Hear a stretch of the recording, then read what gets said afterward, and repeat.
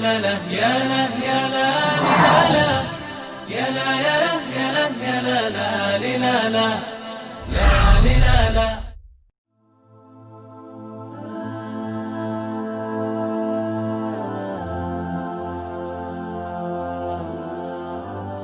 أعوذ بالله من الشيطان الرجيم. بسم الله الرحمن الرحيم. الحمد لله رب العالمين والصلاة والسلام على سيدنا محمد وعلى آله وأصحابه أجمعين. Amma ba'd. Assalamualaikum warahmatullahi wabarakatuh. Mga mahal namin mga magulang at mga kapatid, mga kaibigan, in behalf sa aking mga kasama, ako po ay nagpapasalamat kay Allah na binigyan niya tayong muli ng magandang pagkakataon upang may pagpatuloy natin ang programa natin ito, ang mensahe.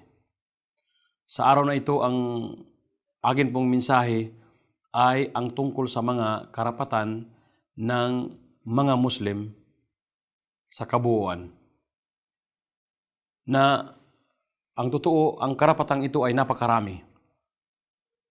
Napaka-importante at napakarami dahil ito ay nasa pagitan ng mga Muslim. At sisikapin ko pong i-discuss sa inyo yung few na mga importante, mga mahalaga sa karapatang ito. At dito ko sisimulan sa salita ng Propeta Muhammad sallallahu alaihi wasallam. Ang kanyang hadis na sahih na kanyang sinabi, Haqqul Muslim 'alal Muslimi sit. Idza laqiyahu fasallama alayhi. Wa idza da'aka idza laqaitahu fasallim alayhi. Wa idza da'aka fa'ajibhu. Wa idza istansahaka fansah lahu. Wa idza atisa fahamidallaha fasammithu. Wa idza marida fa'udhu. Wa idza mata fatba'hu. Akhrajahu Muslim wal Bukhari. O akhrajahu al-Bukhari wa Muslim. Ang hadis na ito ay sinabi ng Propeta Muhammad sallallahu alaihi wasallam nang sabi niya ang karapatan ng isang Muslim sa kapwa niya Muslim ay 6. Una, kapag nakasalubong mo siya o nakatagpo mo siya, ay batiin mo siya. Sabihin mo sa kanya ang assalamu alaikum. Pangalawa, kapag inanyayahan ka niya, paunlakan mo siya. Kapag in-invite ka niya, meron siyang kainan doon sa bahay, meron siyang party na yung mga party niya na hindi naman lumabas sa rules ng Islam, so paunlakan mo siya. At pangatlo, kapag humingi siya ng payo sa iyo, ay payuhan mo siya. Bigyan mo siya ng mga magandang idea na masolve yung kanyang problema kung ano yung inihingi niya sa iyo na payo. So, discuss natin itong lahat na to. Then, pang-apat, kapag bumahin siya, bumahin siya at nagsabi ng alhamdulillah, then sagutin mo siya ng yarhamukallah. At pang-5, yun yung pang-4, then pang-5, kapag nagkasakit siya, dalawin mo siya. Either nandun siya sa hospital, o kaya nandun siya sa bahay, dalawin mo siya, depende sa situation. Pag-uusapan natin inshallah.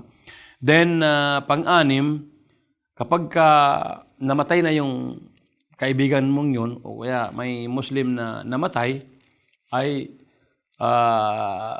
puntahan mo siya. Puntahan mo at sumali ka doon sa kanyang paglibing. Puntahan mo siya, dumalo ka sa kanyang libing. Either mula pa doon sa bahay, at then, o kaya doon sa libingan. Anyway, i-discuss sa inyo ang hadis na ito na isinalaysay sa atin ni Imam Bukhari at saka si Imam Muslim. Na ang nag-ulat ay si Abi Hurairah radhiyallahu anhu. Then, i-explain ko sa inyo, ipapaliwanag ko sa inyo, ang unang karapatan ay tulad ng salam. Ang unang karapatan ay yung pagbati o salam, yung pagsabi ng Assalamu alaikum warahmatullahi wabarakatuh.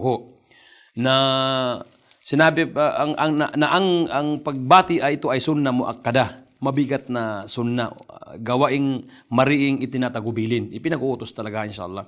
Ito ay isa sa mga dahilan ng pagbubuklod at pagmamahalan ng mga Muslim, gaya ng nasasaksihan at gaya ng pinahiwatig sa sinabi ng Propeta Muhammad sallallahu alaihi wasallam, na meron siyang sinasabi sa another niyang hadith, na sinabi niya, wallahi la tadkhulu al-jannata hatta tu'minu wala tu'minu hatta tahabbu. Then sabi niya, afala ukhbirukum bishay'in idha fa'altumuhu tahabbtum ifsahu as-salam bainakum. Akhrajahu Muslim. Sabi ng Propeta Muhammad sallallahu alaihi wasallam, sumpaman kay Allah, sabi niya, hindi kayo makakapasok sa paraiso hanggang hindi kayo sumasampalataya, hanggang hindi kayo naging mananampalataya. At hindi kayo sumasampalataya hanggang hindi kayo nagmamahalan. Ibig ba ninyong ipabatid ko sa inyo ang isang bagay na kapag ginawa ninyo, ito ay magmamahalan kayo? Ipalaganap ninyo ang pagbati ng salam o ang pagsabi ng assalamu alaikum sa isa't isa sa inyo. So isa sa mga hadith na binigay ng Propeta Muhammad sallallahu alaihi wasallam, itinuro ng Propeta Muhammad sallallahu alaihi wasallam sa atin na mga Muslim, na kailangan yung pagbabatian, kasi hindi ka matatawag na mananampalataya kapag hindi tayo matatawag na mananampalataya kapag hindi tayo nagmamahalan. At saka hindi tayo magiging magmamahalan kapag hindi natin ginawa itong pagsalam. Kaya kailangan ay nandoon yung pagsasalaman, na ang sugo ng Propeta Muhammad sallallahu alaihi wasallam ay nagturo sa atin na ang pagbati sa sino mang makakasalubong ay ang Propeta Muhammad sallallahu alaihi wasallam, example niya sa kanyang sarili, na kahit sino yung kanyang makakasalubong ay binabati niya ng assalamu alaikum. Kahit yung paslit, kahit yung mga bata, ay sinasabi niya doon sa kanila, sa mga bata, ang assalamu alaikum. So, isa siya sa ating mga halimbawa. Then, ang sunnah sa paraan ng pagbibigay ng salam, na kailangan kapag ka nagkasalubong yung matanda at saka bata, kahit konti lang ang diferensya ng mga edad, ay yun ang mauunang magsalam. Dapat ang mauunang magsalam ay yung nakakabata. O kaya saan yung kunti ang numero o ang bilang, halimbawa nagkasalubong sa daanan yung 5 katao at saka yung 10 katao. So ang magsasabi ngayon ng assalamu alaikum ay itong kunti lang ang bilang, itong 5 katao. Sasagot yung 10. Wa alaikum salam wa rahmatullahi wa barakatuh. O kaya nagkasalubong yung nakasakay at saka naglalakad, yung nakasakay na hindi naman yung halimbawa naka-airplane o naka-bus, yung hirap naman nun eh. Yung mga halimbawa nakasakay ng kabayo o nakasakay ng motor o bicycle na medyo mabagal lang, na kaya niyang magsalam doon sa mga tao. So, ganito, yun ang ibig sabihin. Yung nakasakay ng kabayo, nakasakay ng donkey, o ano ba ng sasakyan, kalabaw, then nakasalubong niya yung naglalakad. So, dapat sa nakasakay, magsalam sa mga naglalakad. And then, halimbawa, mayroong naglalakad, and then, nadaanan niyo yung mga nakaupo. So, yung mga naglalakad, ang magsasalam doon sa mga nakaupo. So, ganito yung arrangement. Ito yung sunna, pinakasunna na dapat paraan na gagawin natin. Ngunit kung nangyari na lahat ng mga sinabi ko na side na dapat magsalam, hindi nila ginawa yung pagsalam, yung bata hindi nagsalam, yung nakakabata hindi nagsalam doon sa matanda pa sa kanya, yung kunti lang ang bilang hindi nagsalam doon sa marami, yung nakasakay hindi nagsalam sa naglalakad, yung dumaan hindi nagsalam sa nakaupo. So, kailangan magbigay din ng salam yung opposite nun. Siyempre, halimbawa, may nakasalubong ka kaya nagkasalubong kayo, kaya dumating kayo sa isang lugar, tulad nung ang kunti lang hindi nagsalam, so dapat magsalam na yung marami. Yung nakakabata, hindi nagsalam, magsalam na yung nakakatanda. Yung naglalakad, hindi nagsalam, magsalam na yung nakaupo. At least, para hindi mawala yung gantimpala. Makakuha sila ng gantimpala. Yun nga lang, hindi nasunod yung sunna na pinaka dapat mangyari. Anyway, para huwag mawala yung gantimpala sa kanila, ay magsalam na yung opposite nung dapat na magsalam. At least, hindi mawawala yung rewards nila, inshallah. And then, dito sa pagsasalaman, dagdag pa na reference kung bakit dapat natin gawin. Ang Allah subhanahu wa ta'ala nagsabi sa Quran, sa Suratun Nisa, verse 86, na sinabi ng Allah na Bismillahirrahmanirrahim, Idha huyyitum bitahiyatin fahayyu bi ahsana minha aw rudduha. Ang sabi ng Allah subhanahu wa ta'ala, Idha huyyitum bitahiyatin fahayyu bi ahsana minha aw rudduha. Na ang sabi ng Allah subhanahu wa ta'ala, kapag sabi niya binati kayo ng isang pagbati, tulad nung may dumating din nagsabi ng assalamu alaikum, then bumati kayo ng higit pa na mainam. Yung bang gantihan nyo sila sa mas mabuti pa doon sa kanilang salam. Pag sabi na ng assalamu alaikum, sagutin mo ng wa alaikumussalam wa rahmatullahi wa barakatuhu. O kaya sabi niya, ibalik nyo yung kanyang salam. Pag sabi niya ng assalamu alaikum, sabihin mo rin sa kanya na wa alaikumussalam. Sa makatuwid, hindi makasasapat sa pagtugon ng pagbati na assalamu alaikum ang magsabi ng hello lamang. Sapagkat ito ay hindi mainam kaysa sa assalamu alaikum at hindi rin katulad nito. Halimbawa, may tao na nakasalubong mo o kaya dumating nagsabi ng assalamu alaikum, tapos sasagutin mo ng hello. Hindi maaari, hindi mabuti yung ganun. Kapag may dumating sa'yo nagsabi ng assalamu alaikum, sabihin mo alaikumussalam wa rahmatullahi wa barakatuh. Kung hindi nga nagsalam, halimbawa dumating, nakasalubong mo ba o kaya hindi nagsalam, so ikaw na mismo ang magsabi ng assalamu alaikum. So sumagot man siya o hindi sumagot, basta ikaw ay nagsabi ng assalamu alaikum para huwag mawala yung rewards. Ngunit kapag dumating siya, ang sinabi sa iyo hello, isagutin mo lang ng hello. Ba't mo sasagutin siya ng assalamu alaikum? Dahil hindi naman yun ang ibinigay niya sa iyo. Anyway, kapag dumating siya, wala siyang sinabi, ay magsabi ka ng assalamu alaikum. Ganun, sasagot siya ng wa alaikumussalam wa rahmatullahi wa barakatuh. At pag-uusapan pa natin inshallah ang mga iba pang karapatan. Yung unang karapatan pa lang ang napag-usapan natin. At pagkatapos ng ating patalastas o paalala. Assalamualaikum warahmatullahi wabarakatuh.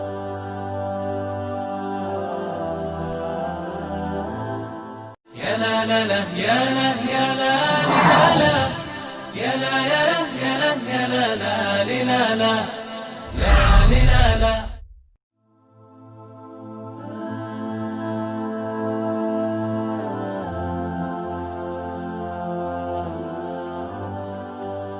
Assalamualaikum warahmatullahi wabarakatuh. Mga mahal namin mga magulang at mga kapatid, mga kaibigan, pagpapatuloy po natin ang ating programa, ang mensahe.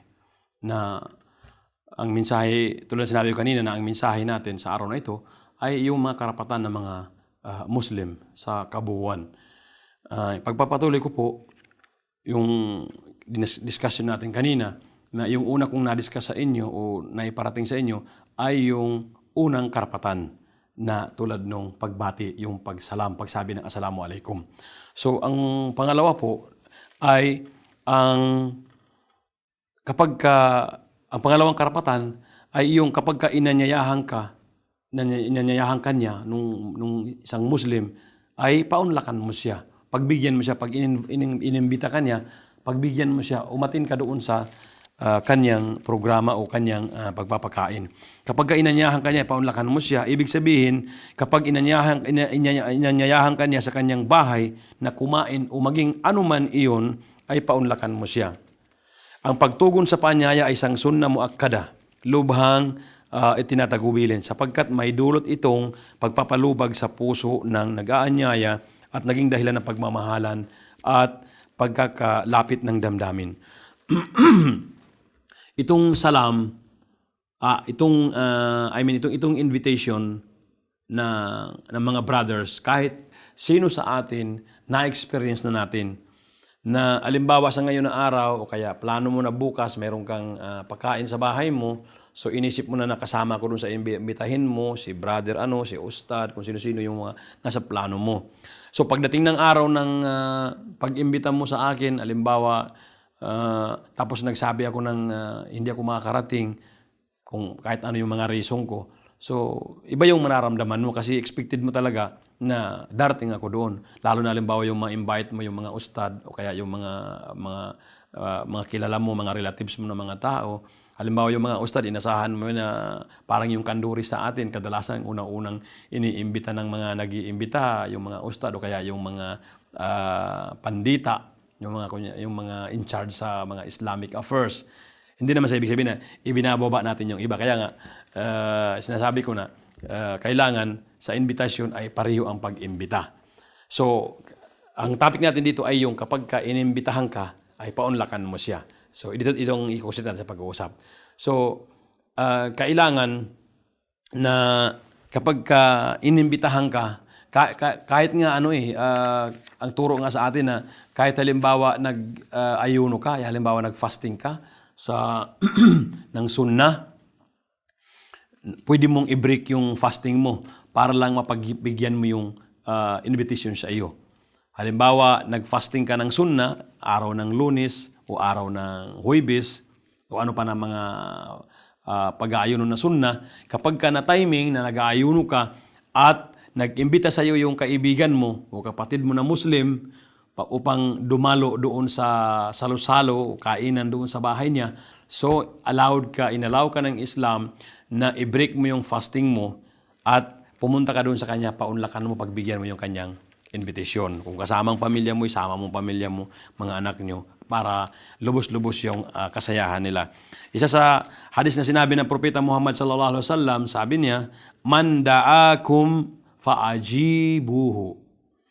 Hadis na isinalaysay ni Abu Daud at saka si Nasai, bi sanadin sahih. Ang hadis ito ay sahih.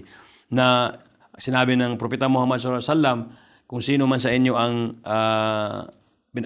kung sino man ang mag-imbita sa inyo, pag inimbita kayo, then pagbigyan ninyo, paunlakan ninyo, pumunta kayo. And then another pa na hadis niya, sabi niya, "Waman lam yajib faqad asallaha wa rasulahu." Sa another na hadis, kapag inimbitahan ka at hindi ka umatin, nang samantalang walang sapat na reason, nandun ka lang sa bahay mo, ayaw mo lang pagbigyan yung kapatid mo, kaya yung kapitbahay mo, o kaya yung kapwa mo Muslim, ayaw mo lang pagbigyan. So ito ang sabi ng Propeta Muhammad sallallahu alaihi wasallam, ang sino mang hindi tumugon, hindi nagpaunlak, hindi pumunta sa invitasyon sa kanya, ang sabi ng propeta, ang sino mang hindi tumugon ay sumuway kay Allah at sa kanyang sugo. So, kinonsidered ng Propeta Muhammad sallallahu alaihi wasallam na kumontra sa Allah, hindi sumunod sa Allah at saka sa propeta, sugo ng Allah, kapag hindi siya umatin doon sa invitation sa kanya. Kaya dapat nating maintindihan, kasi nangyayari sa atin yun eh. May mga panahon na, lalo sa Pilipinas, sa atin, maraming mga panahon na may mga invitasyon na may taong iniimbita na ayaw umatin. Hindi siya interesado doon sa kaya sabihin niya ng marami naman mga tao doon, kahit ba't pa ako pupunta doon. Hindi, kasi sa Islam, kailangan ay pagbigyan mo kasi ito ay karapatan ng kapatid mo, karapatan ng kapwa mo Muslim na umating ka doon sa kanyang salo-salo. Maliban lang kung ang kanyang salo-salo o kanyang celebration ay labag sa batas ng Allah, so huwag kang pumunta doon. Marahil, ang sinabi ng Propeta Muhammad sallallahu alaihi wasallam na kapag inanyayahan kanya, ay paunlakan mo siya, ay sumasaklaw pati sa pag-anyaya na alalayan siya at tulungan siya. Kung gayon, ikaw ay inatasang paunlakan siya.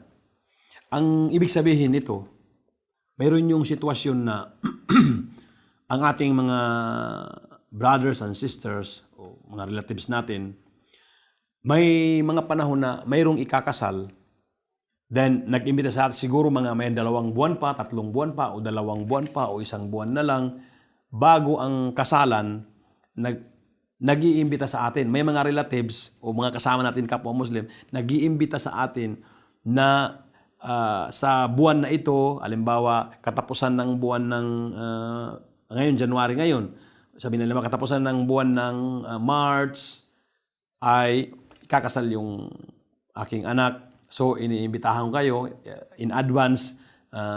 Pinapaalam ko na sa inyo, sinabi ko na sa inyo na invited kayo sa kasal ng anak ko. So, inaasahan ko na makakarating kayo sa araw na iyon. So, ang invitation na iyon, kung ang sitwasyon ng tao na nag-invite sa iyo ay medyo maluwag, wala siyang problema sa mga expenses, mga gamit, so ibig sabihin, talagang nag-iimbita lang siya sa iyo na upang makadalaw ka doon sa kanilang programa. Ngunit, may mga tao na nangingimbita sila ng advance dahil kailangan nila yung tulong mo. May mga yung pag-iimbita, kung ang nag-iimbita sa iyo ay medyo mahirap yung kanyang sitwasyon, lalo-lalo sa financial, so may ibang ibig sabihin nun. Iniimbita kanya upang makaating ka sa kasal ng kanyang anak. At the same time, ang ibig niya sabihin na tulungan mo siya sa mga kailangan niya doon sa kanyang sa kasal ng kanyang anak. Halimbawa, kung yung nag-imbita ay medyo mahirap din ang kanyang sitwasyon. So, tutulungan natin siya either sa pamamagitan ng pera o kaya doon sa atin sa mga baryo, sa mga sitio, na mga area ng kasalan, lalo-lalo na sa panahon noon. Iwan ko lang sa ngayon kasi sa panahon noon, kadalasan gumagawa pa tayo ng kamalig, nilalagyan pa ng upuan. So, marami tayong may tutulong doon. Either tutulong tayo sa paggawa ng kamalig o kaya mayroon tayong drum para punduhan ng tubig o kaya mayroon tayong truck, mga 3/4, pick-up na pwede nila magagamit sa paghahakot ng tubig, paghahakot ng gamit. May mga posible mga ganun. Kahit hindi man sabihin sa iyo, ay alam mo na kailangan nila ng tulong. So, pwede na sa pagsabi mo na, inshallah, darating kami sa araw ng kasal at saka at the same time, sabihin mo kung ano ang may tutulong namin sa iyo. So, itong tao nito, halimbawa, kung nahihiya siya mag-open nung una, ma-open na ang kanyang mind sa pagsabi sa iyo na totoo nga, kailangan ko rin ang tulong ninyo. So, kailangan tulungan natin siya dahil kasama ito sa karapatan niya na tulungan natin siya sa kanyang pangangailangan. And then, sinabi pa ng Propeta Muhammad sallallahu alaihi wasallam, ang mananampalataya sa kapwa mananampalataya ay katulad ng isang gusali. Pinatatag nila ang isa't isa. Na ang ibig sabihin, al-mu'min lil-mu'min kalbunyan. Yasuddu ba'duhu ba'da. Ang ibig sabihin, ng taong mananampalataya, taong mu'min, ay para silang building, parang yung bahay na pinatayo, na yasuddu ba'dahu ba'da. Halimbawa, kung ito lang na mga side, mga posibleng hindi makakatayo ang building. Pero kung dalawa na, yung mga materials magkasama, so magiging malakas tatayo ang building. O kaya sa trabaho, kung itong isang kamay mo lang ang gagamitin, mahihirapan kang magbuhat ng mabigat na bubuhatin kaya dadalhin. Whereas kung pag dalawang kamay, yung isang sakong bigas, kayang-kaya mo na siyang buhatin sa pamamagitan ng dalawang kamay kung isa lang mahirap. So, yun yung pangalawang karapatan, yung kapag inimbita tayo ay paunlakan natin. Pangatlong karapatan ay kapag humingi siya sa iyo ng payo ay pagpayuhan mo siya. So, may sitwasyon na mayroon tayong mga kasama, mga kaibigan, mga kapatid na humihingi ng advice. Kapag isa sa mga kaibigan natin, isa sa mga kapwa natin Muslim, humingi sa iyo ng advice, ay advisean mo siya sa magandang paraan. Hindi yung paraan na magugulat siya, kikilabutan siya, matatakot siya. Siyempre, yung magandang paraan na pag-advise sa kanya para mag-benefit siya doon sa advice mo. Ang sabi ng Propeta Muhammad sallallahu alaihi wasallam, ang pananampalataya ay ang pagpapayo alang-alang kay Allah, alang-alang sa kanyang aklat, alang-alang sa kanyang sugo, alang-alang sa kanyang mga pinuno ng mga Muslim, at alang-alang sa kanilang nasasakupan. Ang hadis nito ay isinalaysay ni Imam Muslim. Ito yung hadis na ad-dinun nasiha. Na ang ad-dinun nasiha na ang Islam o ang din Islam, ito ay ang pagpapayuhan na magpapayo ka sa isang tao for the sake of Allah, then for the sake sa sugo ng Allah, hindi yung for the sake sa may makukuha kang benefits. So, nagpapayuhan tayo kung kailangan ng payo. So, sa pagpapayo, alimbawa, kung ang tao ay pumunta sa iyo at humingi ng payo, pagpayuhan mo siya. Pero yung pupunta ka sa area niya, then papayuhan mo siya ng kahit hindi siya humingi ng payo, hindi maganda. Kung alimbawa, hindi naman siya humingi ng payo, ngunit nakikita mo yung pinaggagawa niya o kaya yung sitwasyon niya, nangangailangan ng payo, so pagpayuhan mo siya. Pero wag natin gawin yung kahit wala namang masamang ginagawa pero medyo hindi mo lang nagustuhan yung style niya o yung ginagawa niya, then magpapayo. Magiging dahilan naman yun ng masisira ang relasyon ninyo. Kaya iwasan natin yung papayo tayo ng payo ng kahit hindi humingi ng payo yung tao. Maliban lang kung mayroon siyang ginagawa na hindi mabuti. So, inshallah, marami ba tayong magandang pagkakataon upang may pagpatuloy natin ang programa natin ito, ang mensahe. At ang mensahe ko sa araw na ito ay ang tungkol sa mga karapatan ng mga di-Muslim. Ulitin ko, ang mga karapatan ng mga hindi Muslim. So, ang ating mga kaibigan, ating mga kapatid na mga hindi Muslim, katulad halimbawa ng mga kapitbahay natin, mga kaibigan natin na mga Kristiyano o mga Hudyo o ano man sila na hindi mga Muslim, sila ay meron ding karapatan sa atin. So kaya kailangang maintindihan natin na mga Muslim na yung ating mga kapitbahay, yung ating mga kaibigan, although hindi sila katulad natin sa pananampalataya, ngunit mayroon pa rin silang mga karapatan sa atin na mga Muslim. So, dahil ang Islam ay isang relihiyon ng kapayapaan at pagkapantay-pantay. Dahil nagbibigay ito sa lahat ng katarungan, kahit sa isang Muslim o hindi Muslim. Ibig sabihin, ma-Muslim man o hindi Muslim, ay pantay-pantay, pareho. May sinabi ang Allah subhanahu wa ta'ala sa Quran na ang sabi niya, وَمَا أَرْسَلْنَاكَ إِلَّا رَحْمَةً لِلْعَالَمِينَ. Ito yung mababasa natin sa Quran, sa Suratul Anbiya, verse 107. Nasabi ng Allah, وَمَا أَرْسَلْنَاكَ إِلَّا رَحْمَةً لِلْعَالَمِينَ. At ikaw, O Muhammad, ay hindi namin isinugo maliban lamang sa tanging habag sa alamin. Ang alamin ay ang sanlibutan. Ang ibig sabihin, katulad ng mga tao, mga jinn, at iba pang mga nilikha ng Allah. Ito yung laman ng sanlibutan. So ang Propeta Muhammad sallallahu alaihi wasallam ay pinadala ng Allah bilang habag sa kanila. Ang Propeta Muhammad sallallahu alaihi wasallam ay nagdala ng mensahe ng Allah para sa mga tao. Ang Propeta Muhammad sallallahu alaihi wasallam ay inutusan ng Allah upang magturo sa mga tao, upang ilabas sila mula sa kadiliman patungo sa liwanag. Minadh-dhulumati ila an-nur. So sila ang nag-guide, ang Propeta Muhammad sallallahu alaihi wasallam ang nag-guide sa mga tao sa maliwanag na daan. Tinuruan niya ang mga tao sa tamang turo ng Islam. Kaya ang Islam ay walang diskriminasyon. Ang Islam ay walang diskriminasyon para sa sinuman, sa sinuman. Kaya walang diskriminasyon para sa sinuman sa Islam. Ang Islam ay nagsugo ng kabutihan at ang banal na Propeta Muhammad sallallahu alaihi wasallam ay ipinadala ng Allah bilang isang awa sa sangkatauhan. Kaya dito sa Islam, makikita natin na Muslim man o hindi Muslim, sila ay pantay-pantay, mayroong karapatan. Ang Allah ay ginamit niya ang salitang alamin o sanglibutan. Ang ibig sabihin na ang Propeta Muhammad sallallahu alaihi wasallam ay habag hindi lamang para sa mga Muslim, kundi para sa lahat. Kaya ito yung term na ginamit niya. Mayroong maraming aspekto sa buhay na ang turo ng Islam ay nagbanggit tungkol sa mga karapatan ng mga di-Muslim. Na dapat maintindihan ng mga Muslim, mayroong maraming mga aspekto na dapat maintindihan ng mga Muslim na dahil sila ay mananagot sa kanilang maling gawain.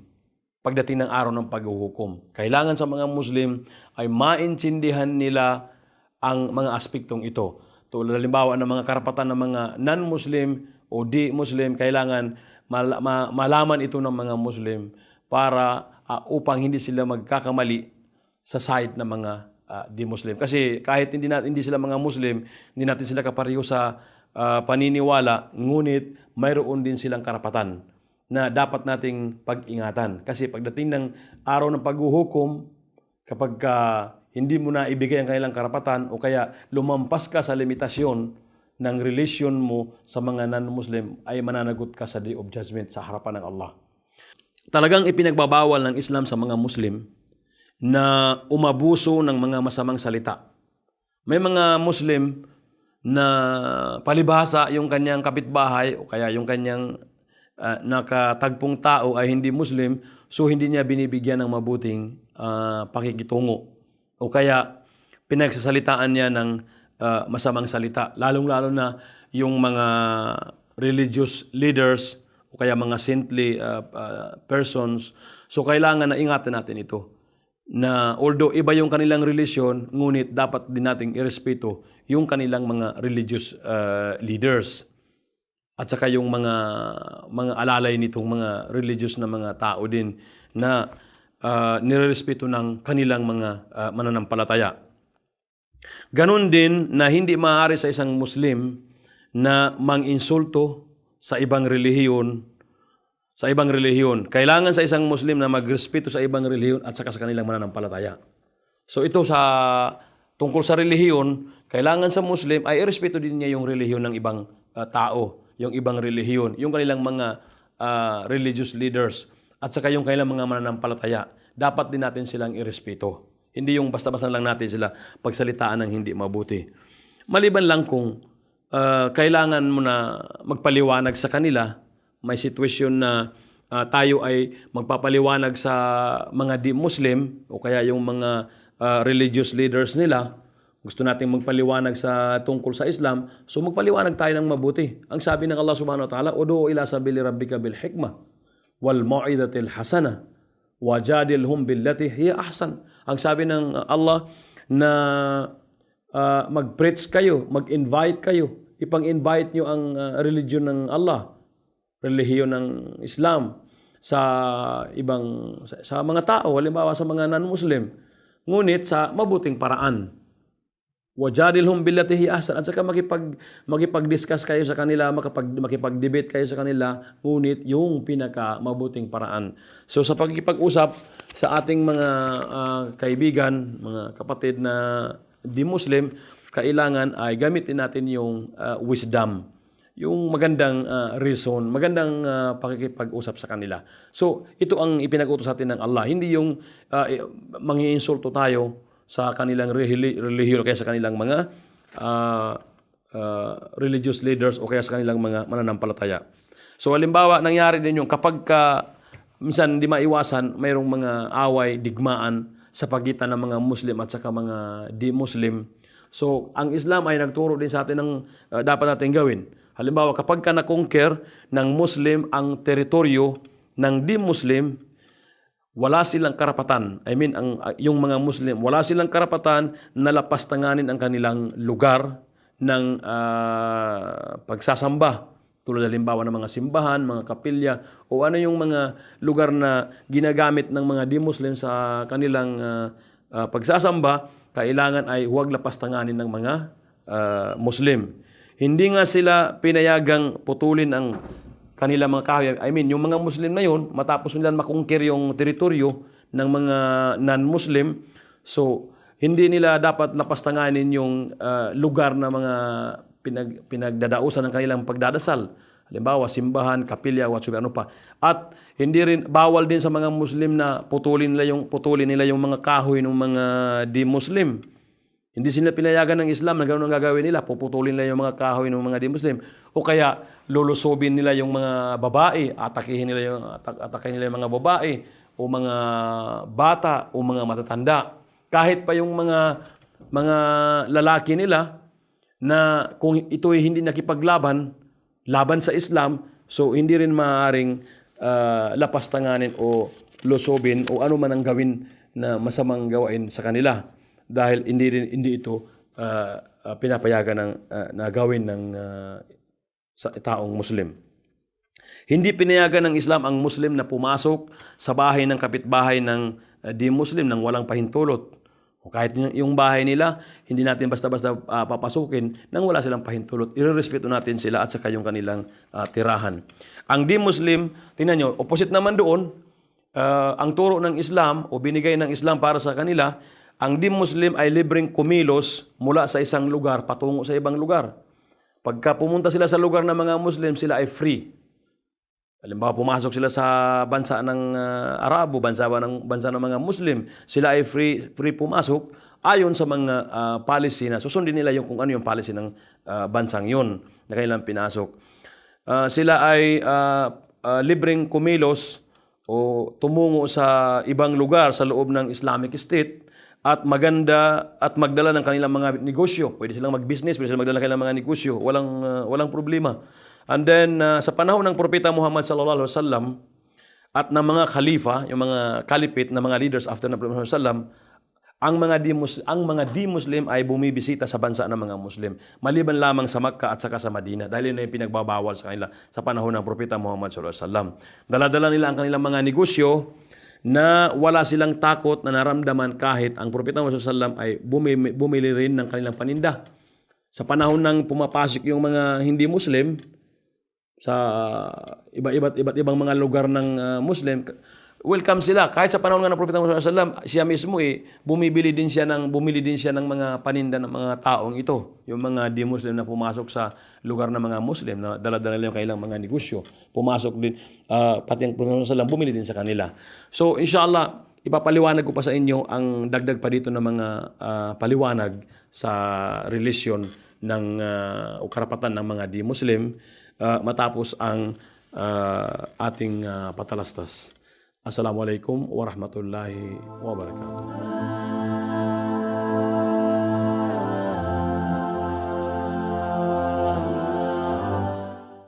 يا لا لا لا يا لا يا لا لا لا يا لا يا لا يا لا يا لا لا لا لا لا لا لا.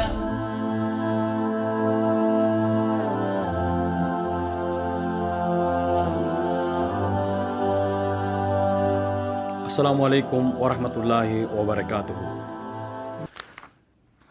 Mga mahal namin mga magulang at mga kapatid, pagpatuloy natin ang ating programang Ang Mensahe.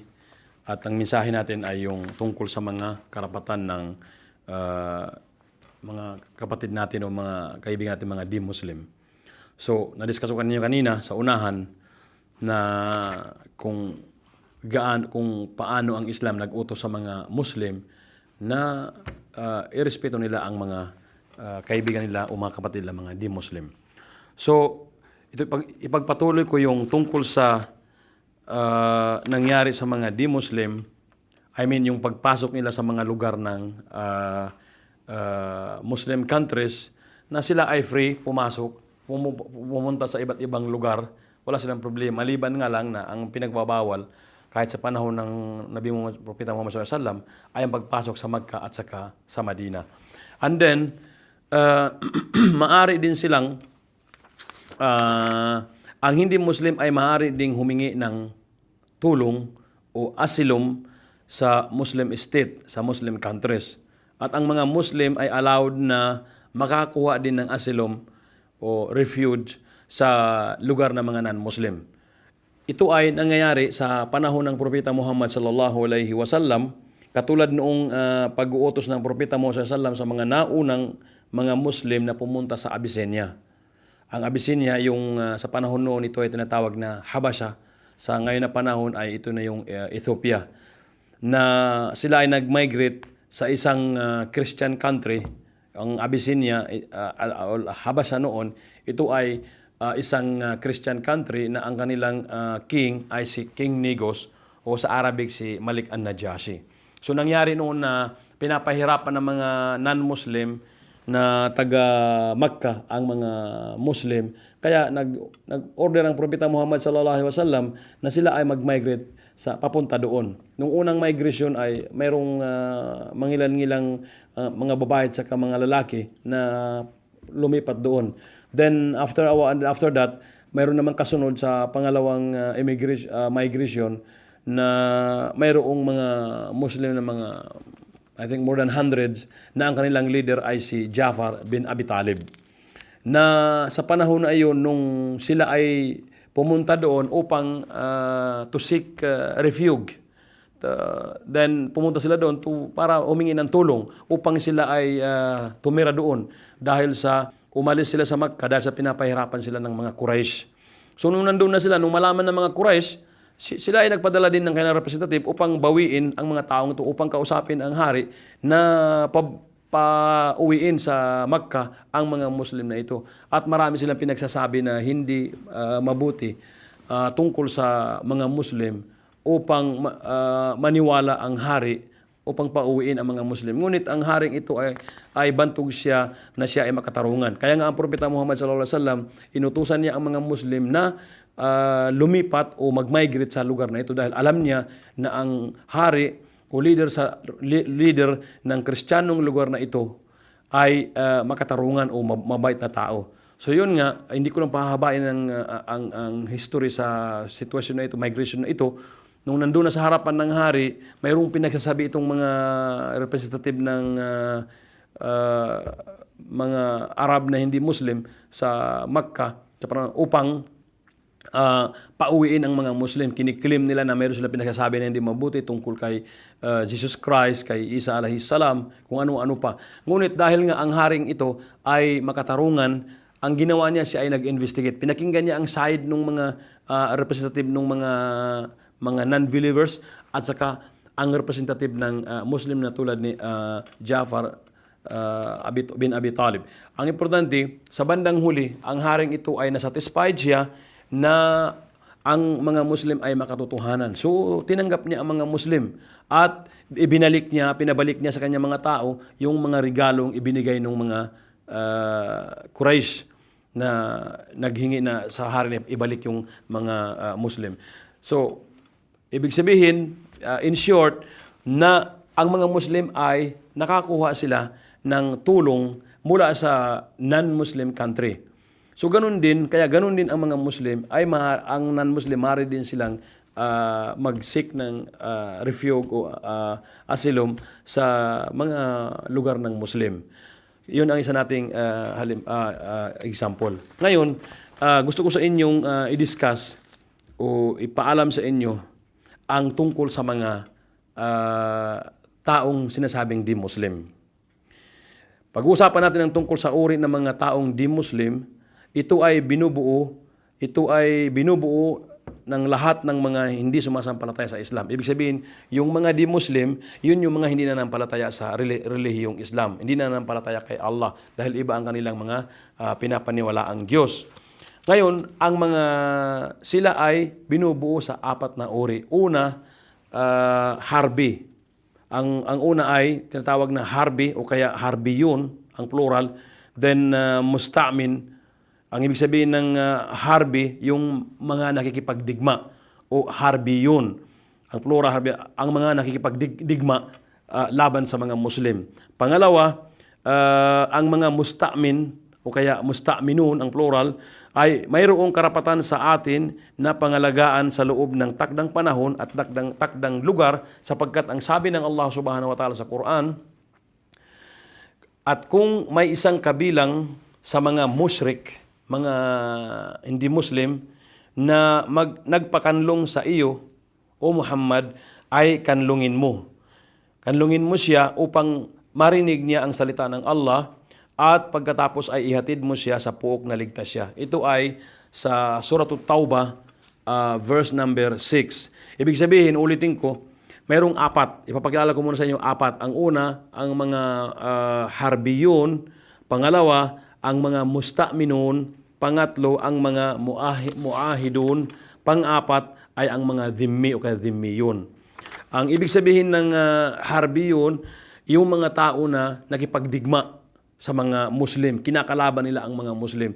So ang mga taong ito ay wala silang karapatan sa mga Muslim na sila ay pangalagaan o kaya sila ay tangkilikin. Dahil ang pinaggagawa nila ay dinidigma nila o ginigira niya ang mga Muslim, pinagpapatay nila ang mga Muslim. So kaya wala silang karapatan na pangalagaan sila o kaya tangkilikin sila. Ang pangalawa, yung mga musta'minun. Ang mga musta'minun ay mayroon silang karapatan sa mga Muslim na pangalagaan sa loob ng takdang panahon, sa takdang lugar, sapagkat yun nga ang sabi na lang yung sinabi ko kanina. Kasi sila ay mayroon, nakikipag-ano sila. Mayroon silang agreement, darating sila at sila ay nagpapatulong. Yun nga, humihingi ng sick refuge, ng asylum. So nagkakaroon ng usapan kung gaano katagal yung panahon at saka kung kailan. Ganon. So may right sila sa Muslim countries na sila ay dipinsahan, sila ay tulungan sa panahon na kanila pinag-uusapan. Then ang pangatlo ay ang mga muahidun. Itong muahidun ay mayroon silang karapatan sa mga Muslim na tuparin ang kasunduan sa kanila hanggang sa loob ng panahon na may bisa pa ang kasunduan sa pagitan ng Muslim at nila, hanggat nananatili silang tapat sa mga Muslim sa kasunduan. Wala silang anumang nilalabag. Hindi sila lumalabag sa kung ano yung pinagkasunduan ng rules ng Islam, sinusunod nila, hindi nila nilalabag. So, mayroon silang karapatan na sila ay dipinsahan. Kung halimbawa mayroong mga kalaban na a-attack sa kanila o lulusob sa kanila, so didipinsahan sila ng gobyerno ng Muslim state. Didipinsahan at saka yung kanilang mga kayamanan. At and then wala silang sino mang tinulungan laban sa atin. Ibig sabihin, hindi sila tumulong sa ibang mga country o sa ibang mga tao laban sa mga Muslim. At hindi nila pinupulaan ang ating pananampalataya o kaya ang pananampalataya ng Islam, sapagkat ang sabi ng Allah sa Quran sa Surah At-Tawbah verse number 4, maliban sa mga musyrik, mga hindi Muslim, na ginawaran ninyo ng kasunduan at pagkatapos ay hindi nagkukulang sa inyo ng anuman at hindi nakipagtulungan laban sa inyo. Kaya to pa rin ninyo sa kanila ang kasunduan sa kanila hanggang sa takdang panahon nila. Tunay na minahal ng Allah ang mga may takot sa Allah. Ang sabi ng Allah sa Quran, sa illa alladhina ahadtum minal mushrikina thumma lam yanqusukum syai'an walam yudahiru alaikum ahadan fa'atimmu ilaihim ahdakum ila muddatihim innallaha yuhibbul muttaqin. Sa Surah At-Tawbah verse number 4. And then sinabi pa uli ng Allah sa another verse sa Surah din na Tawbah sa verse number 12 na sinabi niya, subalit kung sumira sila, sabihin kung sumira yung mga hindi Muslim sa kanilang mga sinumpaan matapos ang pagtitibay nila at tinuligsa nila ang inyong pananampalataya, kalabanin ninyo ang mga pinuno ng kawalang pananampalataya. Ibig sabihin, dito, pag nangyari yun, so kailangan magkakaroon ng depensa o pakipaglaban sa kanila, doon sa kanilang mga leader. Kasi yung mga leader ang nag-break ng usapan. Tunay na sila ay wala silang pagtupad sa mga sinumpaan. Ito ay sa Surah At-Tawbah verse number 12. So yun ang sitwasyon. Pero habang sumusunod pa sila sa kanilang usapan, so walang problema. Ang panghuli ay ang mga dhimmiyun. Itong dhimmiyun naman, sa lahat ng uri ng mga di-Muslim, sila ay ang mga pinakamaraming karapatan at tungkulin. Meron silang maraming karapatan sa mga Muslim. Yun ay sapagkat sila ay namumuhay sa bayan ng mga Muslim at nasa ilalim ng kanilang pangangalaga at kanilang pagtangkilik, kapalit ng jizya. Yung bang nagbabayad sila ng tax sa Muslim country. Kapalit ng jizya na ibinibigay nila sa pamahalaan, tungkulin ng namumuno sa mga Muslim na ipairal sa kanila ang karapatan ng Islam at sa mga kasong naugnay sa buhay, ari-arian at karangalan at ipatutupad naman sa kanila ang mga kahatulang ukol sa paglabag sa pinaniniwalaan nilang pinagbabawal. Tungkulin din ng pamahalang Muslim na pangalagaan sila at iwasang makagawa ng kapinsalaan sa kanila. Kailangan din na makilala sila sa mga Muslim sa pamamagitan ng mga kasuotan na hindi sila magpapakita sa publiko ng anumang bagay na minamasama ng Islam o bagay na may kaugnayan sa kanilang relihiyon, tulad ng mga kampana o cross Ang mga alituntunin para sa mga dimi ay matagpuan sa mga aklat na mga pantas ng Islam. Anyway, yung medyo mabilis na ang pagkaano kasi tapos ng ating oras, dagdagan na natin ang ating research tungkol sa dhimmi yun. Inshallah sila ay mayroong mga karapatan sa mga Muslim at ang mga Muslim ay din ay dapat sila ay ibigay yung karapatan nila. Mga mahal namin mga manggulang at mga kapatid, uli-uli, ako ay nagpapasalamat sa inyo sa wala ninyong sawang pagsubaybay sa programa nating ito. Ang Allah ang magbibigay sa atin at sa inyo at sa ating lahat ng gantimpala. Assalamualaikum warahmatullahi wabarakatuh.